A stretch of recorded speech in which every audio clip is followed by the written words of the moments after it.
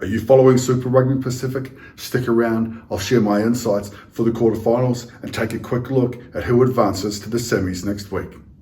Hey everyone, it's Coach H here, and you've found Inspired by Union, a channel where I discuss Southern Hemisphere rugby. Let's dive right in.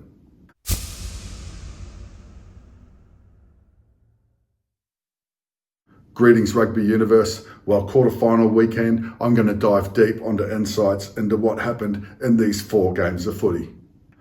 The Chiefs versus the Reds.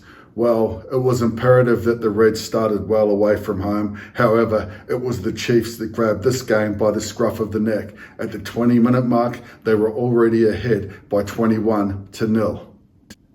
If you didn't get a chance to watch this game and viewing the scoreline, you may have thought that tries were the story of the day for the Chiefs. However, it was actually ruthless defence in terms of line speed, chop tackle, and throwing bodies into the breakdown to contest anything that Queensland carried. This defensive work by the Chiefs really stifled any momentum that the Reds had with the ball early. The Chiefs, when they did go wide, they moved towards Narua, and the ability for continuity and keeping the ball alive really kept the Reds busy on defence. McDermott, well, he battled away for the Reds. The Reds, really the consolation is that they are a young side, they are building, and they do have improvement ahead of them. Perhaps the biggest and most crucial growth area this side needs is consistency. The Chiefs, well, they go again, thanks to a 43-21 win. Hurricanes versus the Rebels. The Rebels, they threw absolutely everything at the Hurricanes across the first 30 minutes of this match, which forced the home side into some uncharacteristic errors.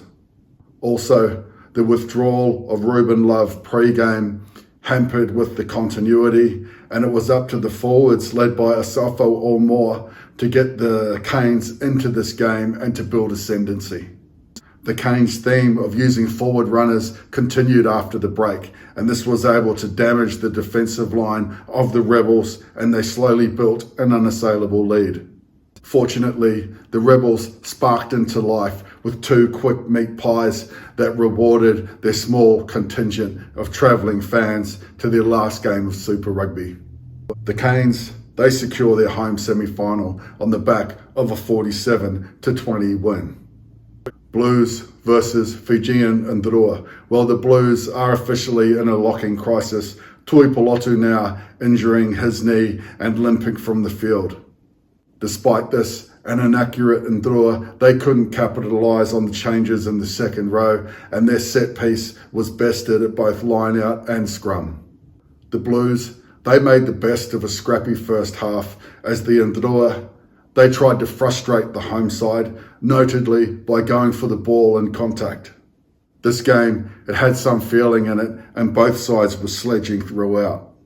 The Blues forwards, well, they rolled up their sleeves and got to work, and it was the execution of the fundamentals that turned the tide for this game.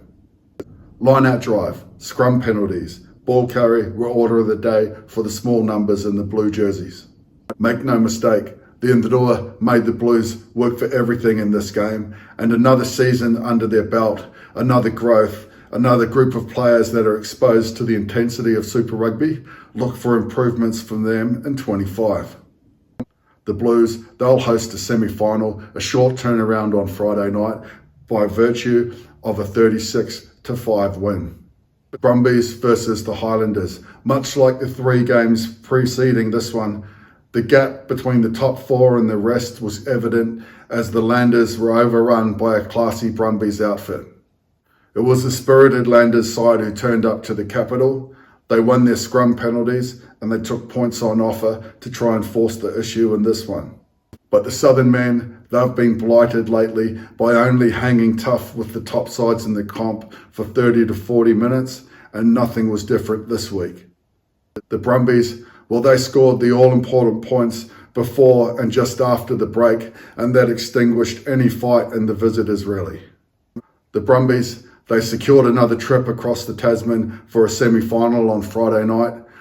They went about their business. They got what they needed to do, 32-16.